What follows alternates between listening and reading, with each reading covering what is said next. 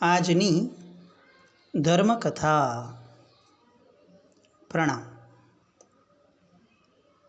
કચ્છ વાગડ દેશ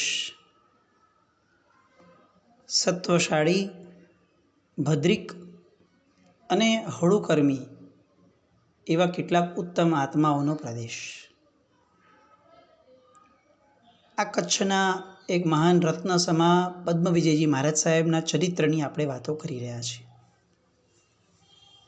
પદ્મ વિજયજી મહારાજ, જેમના જીવનની અનેક સિદ્ધિઓ, અનેક એમના જીવનના વૈરાગ્યના તંતુઓ, એ બધું જ સાંભળતા સાંભળતા જે સમયમાં તેઓ થયા, એ પ્રતિકૂળતાની વચ્ચે એમણે ઊભો કરેલો પરમાત્માની ભક્તિનો ભાવ, પરમાત્માના શાસન પ્રત્યેનો અવિહળ સમર્પણ ભાવ અને પરમાત્માના શાસનને એક અણમોલ રત્ન એમના દ્વારા મળ્યું, જે આપણે ગઈકાલે જોયું. આનંદસિંહજી મહારાજ સાહેબ.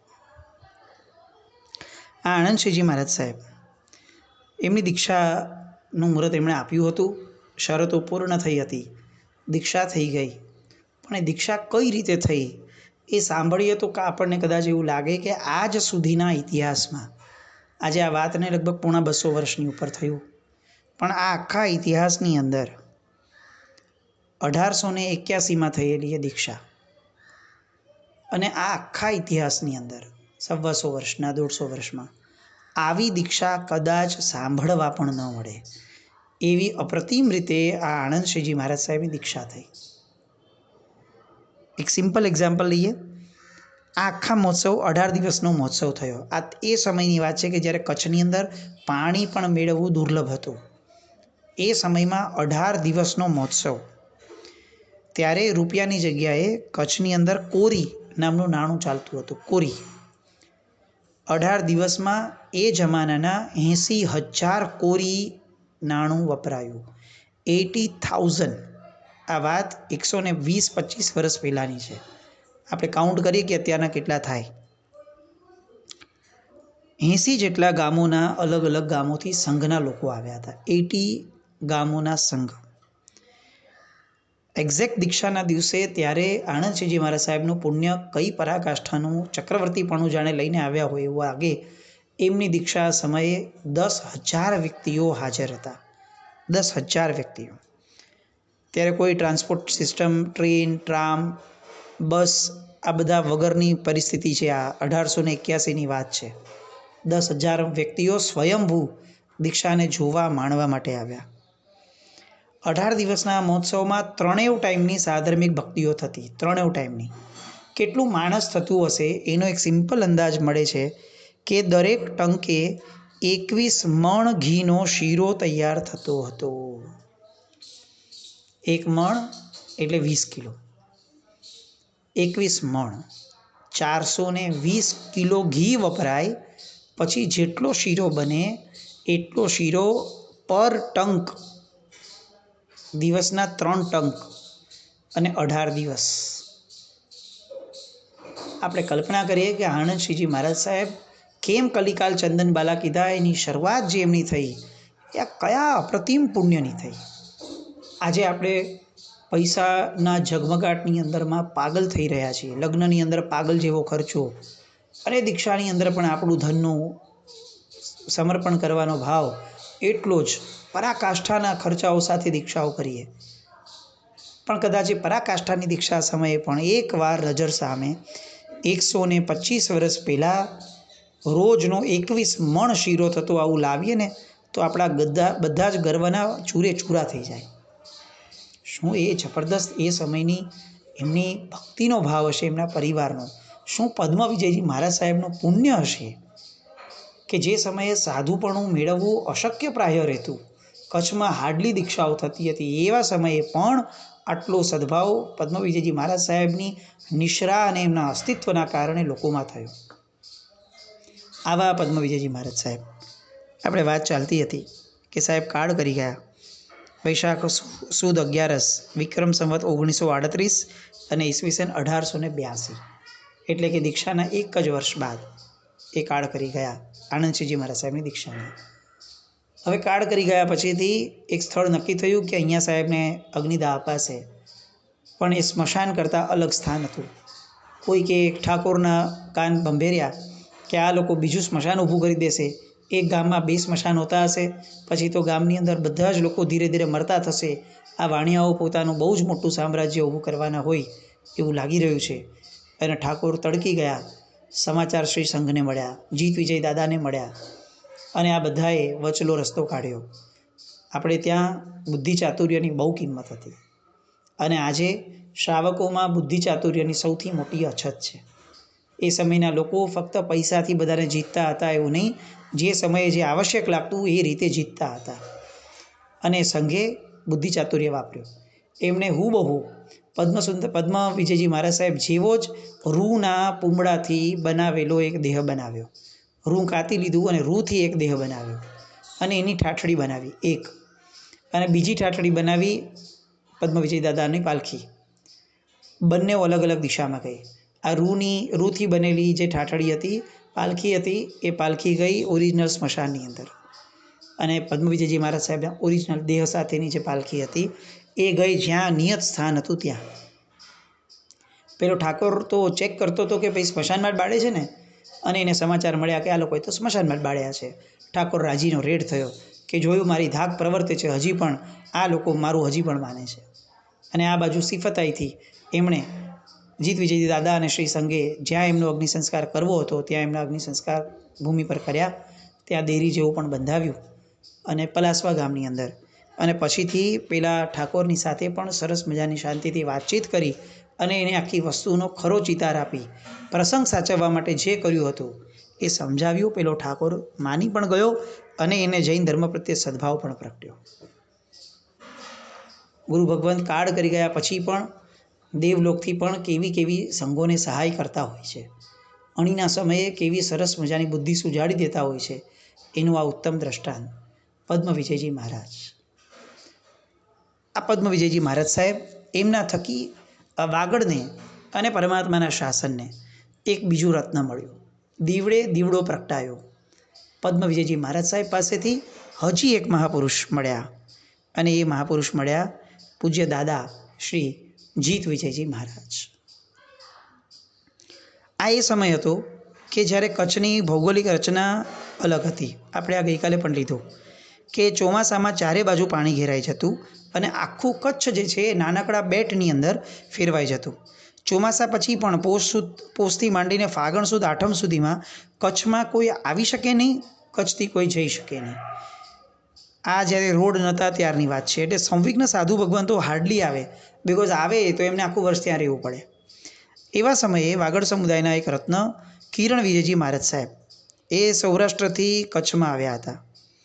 એમની રાત રાવટી રણની અંદર ગાળી એમણે, પણ પોતે આ રાવટીની અંદર હતા એ જ સમયે અચાનક સમુદ્રમાં ભરતી આવી, અને ભરતી આવતા પાણી સતત આગળ આગળ આગળ આવવા લાગ્યું. સાહેબને એવું લાગ્યું કે હવે હું આ પાણીમાંથી ક્યાં જઈશ, અને રાત્રિના સમયે વિહાર તો થાય નહીં. સાહેબ કૌશક ધ્યાનમાં લીન થઈ ગયા. વાગડ એ કેવા સમૃદ્ધ વ્યક્તિઓથી ભરેલું છે. આ નામ કદાચ બહુ પ્રસિદ્ધ નથી, પૂજ્ય કિરણ વિજયજી મહારાજ, પણ પ્રસિદ્ધ કરવું જોઈએ. આવા રત્નો થકી આ વાગડ સમુદાય એક ગજબના ઉજ્જવળતાને પામ્યા છે. પ્રસિદ્ધ નામોની સાથે કેટલાક નામો એ પેટાળમાં વયા ગયા હોય તો એ સંશોધકોની આપણા સૌની ફરજ છે કે તે મહાપુરુષોને ઉજાગર કરીએ. કિરણ વિજયજી મહારાજ આખી રાત સમુદ્રનું ભરતીનું પાણી, સમુદ્રના ભરતીનો ફોર્સ કેવો હોય આપણે જાણીએ છીએ. આટલા જબરદસ્ત ફોર્સની સામે અડીખમ ઊભા રહ્યા, કૌશક ધ્યાનમાં લીન થઈને આખી રાત કાઢી. બીજા દિવસે લોકો આવ્યા, અને આખી રાત ઊભા ઊભા આ મહાત્માએ જે સાધના કરી છે એ જોયા પછી લોકો તાજુબ પામ્યા, અને ગાગોદરથી લોકો આવ્યા, બોલાવ્યા જૈનોને કે ભાઈ આ તમારા મહાત્માને કંઈક આ જુઓ, સખત ટાઢ ચડી ગઈ છે, આખી રાત પાણીની અંદર ભરતીનો માર ખાધો છે. અને ગાગોદરથી લોકો આવ્યા, બધાએ તાપણા કર્યા, માંડ માંડ જીવ બચ્યો. કચ્છનો આવો ભૌગોલિક પ્રદેશ, અને આવા બધા રત્નો કચ્છની અંદર થયા. આ રત્નોની અંદર વાગડની અંદર એક ગામ કે જે ગામ વાડી કે ત્યાંના કુદરતી વ્યવસ્થાથી રળિયામણું હતું એવું નહીં, પણ એ સમયના લોકોથી પણ એ પ્રસિદ્ધ હતું અને રળિયામણું હતું. નામ હતું મનફરા. કચ્છ દેશનું મૂળમાં મનોહરપુર નામનું નગર. તપાગચ્છાચાર્ય વિજય પ્રભસુરીશ્વરજી મહારાજ વિક્રમ સંવત 1677 1677માં એમનો જન્મ જે મનોહરપુરમાં થયો હતો એવો ઉલ્લેખ ઇતિહાસમાંથી મળે છે. એ મનોહરપુર એટલે આજનું મનફરા. આ મનોહરપુરમાંથી ધીરે ધીરે નામ અપભ્રંશ થતું ગયું. હજી બી કેટલાક ગીતોની અંદરમાં આપણને આવું સાંભળવા મળે છે, આજ મારા મણગર ગામે મોતી ડેમે વરસ્યા રે. આ મણગર ગામ જે છે એ પણ જે બોલાય છે લગ્નના ગીતોમાં, એ મણગર એટલે જ આ આજનું મનફરા. અપભ્રંશ થયેલું મણગર, એ મણગરમાંથી પછી થયું મનરા, અને મનરામાંથી ત્યાર પછી થયું મુનરા, અને મુનરા પછીથી એ નામ થયું મનફરા. આમ અપભ્રંશ થતાં થતાં નગરી પણ રળિયામણા લોકોથી સતત એ વાસિત રહી. ઘણા ઉત્તમ પુરુષો, મહાપુરુષોના જન્મસ્થાન તરીકે પણ આ મનફરા ખૂબ પ્રસિદ્ધ રહ્યું છે. વિજય પ્રભસુરીજી મહારાજ સાહેબની જન્મભૂમિ, અને ત્યારબાદ કચ્છના મહારાઓ શ્રી ભોજરાજજીના સમયની અંદરમાં વિક્રમ સંવત 1700ની સાલમાં વર્ધમાન શેઠ જે થયા હતા એમણે આ નગર ફરીથી વસાવ્યું હતું એવી પણ વાત આવે છે.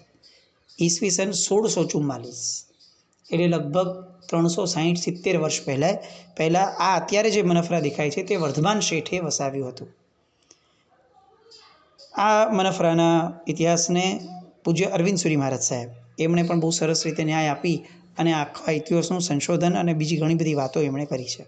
આ મનફરાની પુણ્યભૂમિ ઉપર વિક્રમ સંવત 1896 ચૈત્ર સુદ બીજના દિવસે એક તેજસ્વી મહાપુરુષનો જન્મ થયો.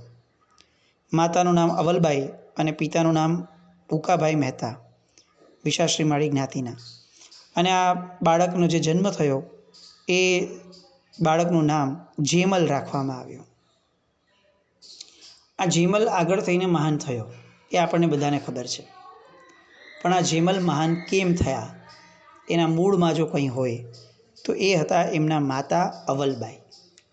આપણે ઘણી બધી વાર બિલ્ડિંગ બહુ સરસ દેખાય ને તો એ બિલ્ડિંગના કલર, એ બિલ્ડિંગના સ્ટ્રક્ચર, બિલ્ડિંગની ડિઝાઇનને એટલા બધા વખાણવામાં આપણે રત થઈ ગયા હોઈએ છીએ કે બિલ્ડિંગનું ફાઉન્ડેશન જે છે એ આપણે જોવાનું ભૂલી જઈએ છીએ.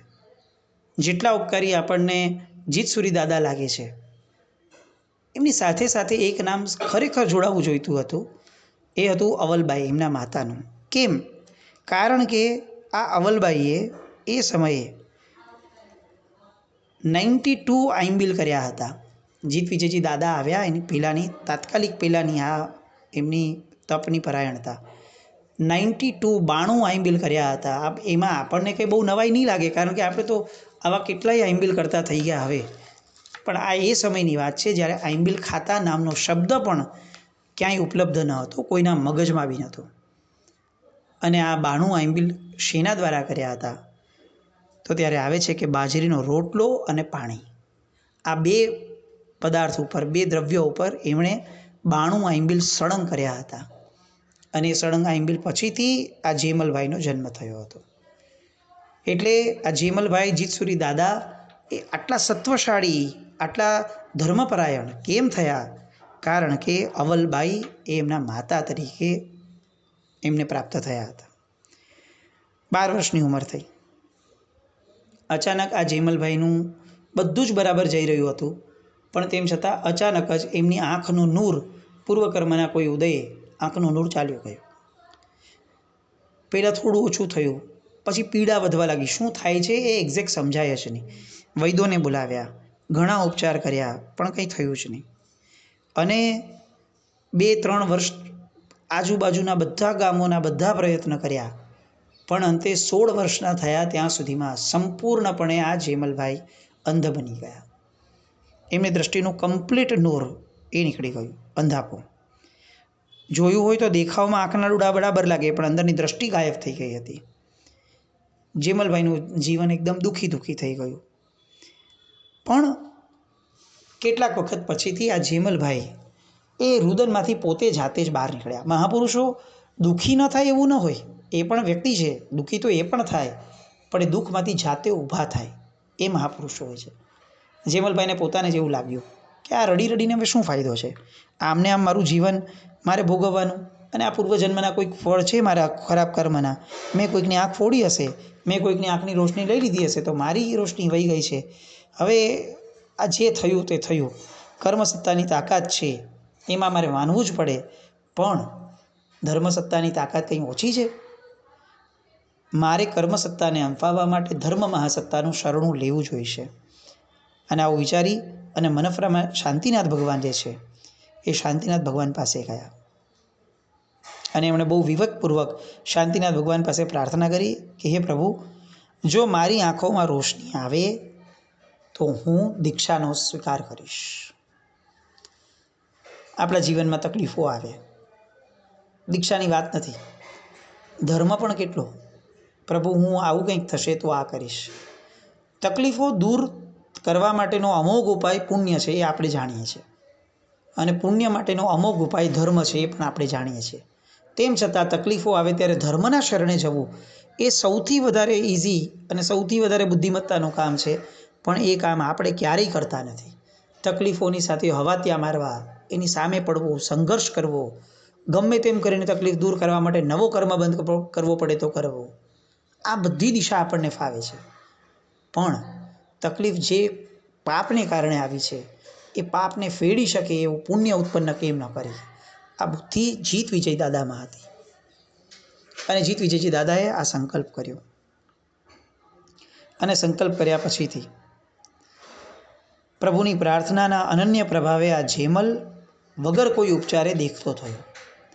અનેક ઉપચારથી જે વિઝન ન થયું એ પ્રભુના ઉપચારથી થયું, અને પોતાના સંકલ્પ મુજબ વિક્રમ સંવત 1925 વૈશાખ સુદ 30ના દિવસે કચ્છના આડીસર ગામની અંદર એમણે પદ્મવિજયજી મહારાજ સાહેબની પાસે દીક્ષા સ્વીકારી. 29 વર્ષની ઉંમર થઈ જ્યારે એમણે દીક્ષા લીધી હતી. કચ્છની અંદર મહાત્માઓનું આવવાપણું પણ ઓછું, કદાચ આંખનો અંધાપો વહેલો દૂર થઈ ગયો, પણ સંવિઘ્ન ગુરુ ભગવંતનો જરા પણ યોગ જ ન મળે તો શું કરવું? અને એટલે આ દીક્ષા એ છેક 29 વર્ષના એ થયા ત્યારે એમને મળી. મજાની વાત, આ મહાપુરુષની પવિત્રતા શું હશે? એ શાંતિનાથ દાદાના અધિષ્ઠાયક આ જેમલભાઈ પર કેવા પ્રસન્ન હશે? એનો જીવતો જાગતો પ્રભાવ. એટલે જીત વિજયજી મહારાજ સાહેબની જ્યાં દીક્ષા થઈ હતી ત્યાં રાયણનું એક સૂકું વૃક્ષ હતું. એ સૂકું વૃક્ષ આપમેળે ઇમિડિયેટલી નવપલ્લવિત થયું, અને જે કૂવાના પાણીથી એમણે સ્નાન કર્યું હતું દીક્ષા પહેલાંનું અંતિમ સ્નાન, એ કૂવાનું ખારું પાણી એ મીઠું બની ગયું. આજે પણ આડીસર ગામની અંદર એ વાડી કે જે વાડીની અંદર, જે ખેતરની અંદર 90 વર્ષ પહેલાં રાયણની વાડી હતી, અને એ રાયણ નવપલ્લવિત થયું હતું. આજે પણ આડીસર ગામની અંદર એ વાડી, એ ખેતર એ આજે પણ વિદ્યમાન છે. એ કૂવો કે જે કૂવો મીઠા જળનો થઈ ગયો હતો, એ કૂવો આજે પણ આડીસર ગામની અંદર વિદ્યમાન છે. આજે પણ એ કૂવાનું પાણી મીઠું છે.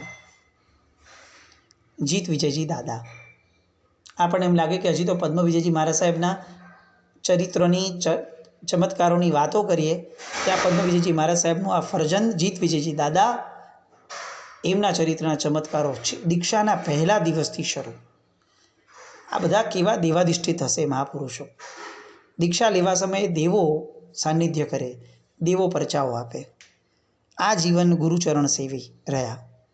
ફતેહગઢની અંદર એમણે જીત વિજયજી દાદાએ ઋષભ જિનેશ્વર સ્વામી રે અરજી મારી, આ આખું એક સ્તવન એમણે રચ્યું. આમ એ પોતે ભક્ત કવિ પણ હતા, એ પોતે જબરદસ્ત ગુરુ સેવાની અંદર રત પણ હતા, વયાવચ્ચી પણ હતા. જ્યારે આનંદશ્રીજી મહારાજ સાહેબની દીક્ષા થઈ હતી, એ દીક્ષા સમયે પદ્મ વિજયજી મહારાજ સાહેબ આમ પણ વૃદ્ધ હતા, કારણ કે 1 વર્ષ પછી તો એ કાળ કરી ગયા. એનો અર્થ આપણે સમજી શકીએ કે આખી દીક્ષાનું સંચાલન જે છે એ પૂજ્ય જીત વિજયજી મહારાજ સાહેબે જ કર્યું હશે.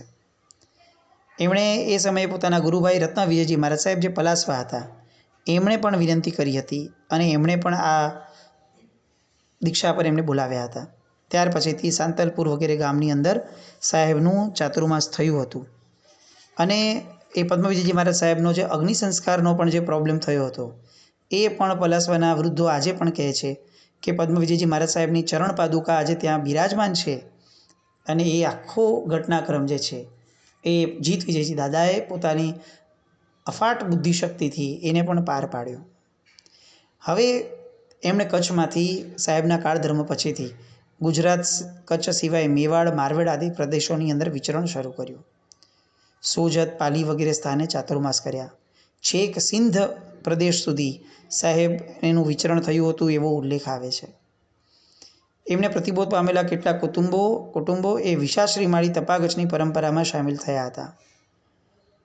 આજે પણ મધ્યપ્રદેશના સતના ગામની અંદર કેટલાક લોકો રહે છે કે જે હજી પણ એમ કહે છે કે અમે જીત વિજયજી દાદાના વંશજો છીએ, એમના થકી અમારા પૂર્વજો પામ્યા હતા. જીત વિજયજી મહારાજ સાહેબના ચરિત્રની ઘણી વાતો છે, આવતીકાલે એ જોઈએ.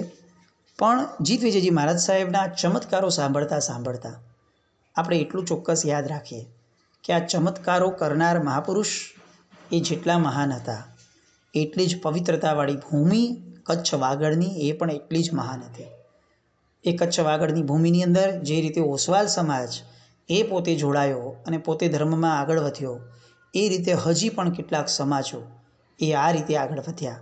એ કયા કયા સમાજો હતા અને કઈ રીતે આ સમાજોની સ્થાપના થઈ હતી, એ બધાના પાયામાં કોણ હતા, કયા ગુરુ ભગવંતો પણ હતા, આ બધી વાતોને આવતીકાલે જોઈએ. જીનાજ્ઞા વિરુદ્ધ કંઈ પણ બોલાયું તો મિચ્છામિ દુક્કડમ જૈનમ જયતિ શાસનમ.